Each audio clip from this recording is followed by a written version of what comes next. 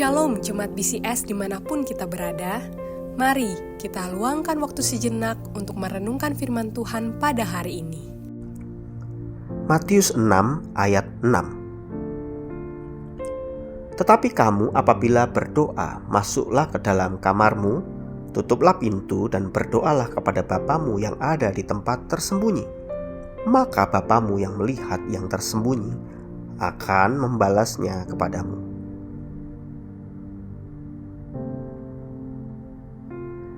Bapak, Ibu, saudara-saudari yang terkasih dalam Tuhan. Di era media sosial seperti sekarang ini, semuanya dipamerkan. Banyak orang flexing. Makan di resto, diposting. Liburan, diposting. Bahkan ada di antara kita juga posting foto sedang baca Alkitab atau quotes rohani, kutipan-kutipan rohani dengan hashtag blessed, diberkati. Bapak Ibu yang terkasih dalam Tuhan, tidak salah berbagi berkat, tetapi sebenarnya ada bahaya tersembunyi.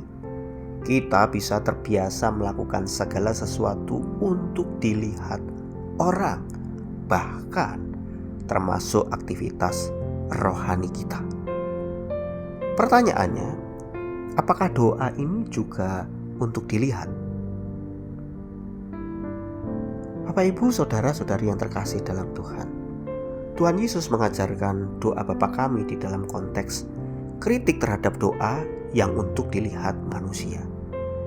Tuhan Yesus menekankan pentingnya kamar tersembunyi, bukan hanya soal tempat fisik, tetapi tentang motif hati yang murni. Kata membalasnya di sini bukan berarti reward transaksional, tetapi konsekuensi yang alamiah dari kedekatan kita dengan Tuhan. Ketika kita bertemu dengan Tuhan di dalam ketulusan, kita pasti berubah. Seperti Musa yang wajahnya bercahaya setelah bertemu dengan Tuhan, maka doa yang sejati pasti mengubah kita dari dalam.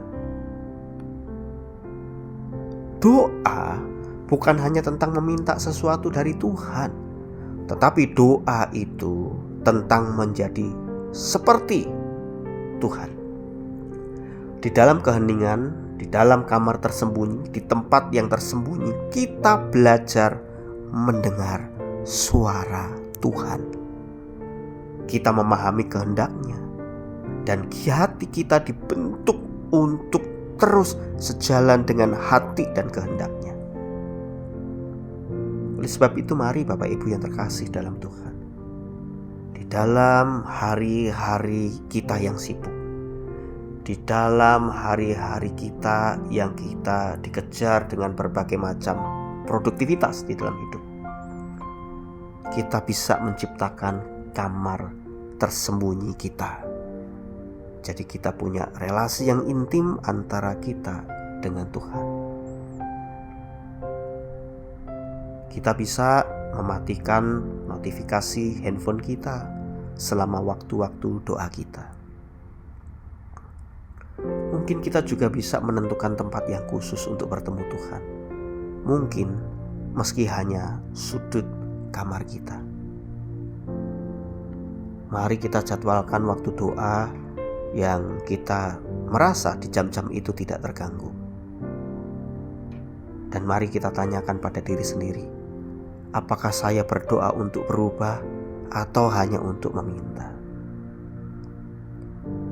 Tulislah pergumulan-pergumulanmu dan pembelajaran-pembelajaran pada saat kita sedang berdoa pribadi kepada Tuhan.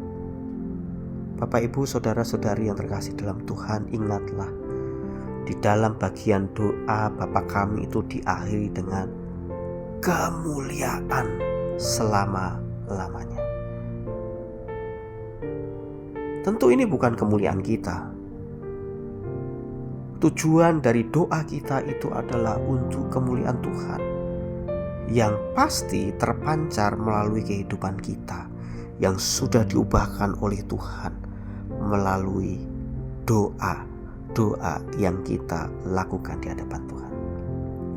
Bapak, Ibu, saudara-saudari yang terkasih dalam Tuhan, doa yang sejati membuat kita semakin mirip Yesus, bukan semakin mirip versi terbaik dari diri kita menurut standar dunia.